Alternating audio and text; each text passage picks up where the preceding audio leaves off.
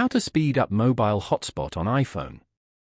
To get started, first of all go to your iPhone home screen.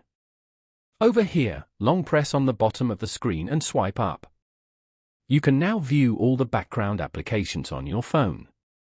If you want to close any app from here, then swipe up on the app preview to close it as shown. You can also use multiple fingers to swipe up on multiple app previews simultaneously to close them faster. After that, go ahead and open up the Settings app. Here, scroll down and go to General. On this page, scroll down and go to Background App Refresh. This feature allows apps to refresh their content when on Wi-Fi or a mobile network in the background. Go to the Background App Refresh at the top. Here, select Off. And then, go back and tap on Transfer or Reset iPhone at the end. Tap on Erase. From here, tap on Reset Network Settings. Enter your passcode to continue. Tap on Reset Network Settings again to confirm.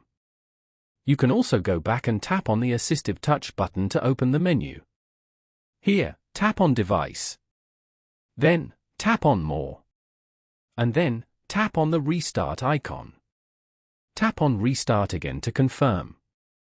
Following these steps, you can easily speed up mobile hotspot on iPhone.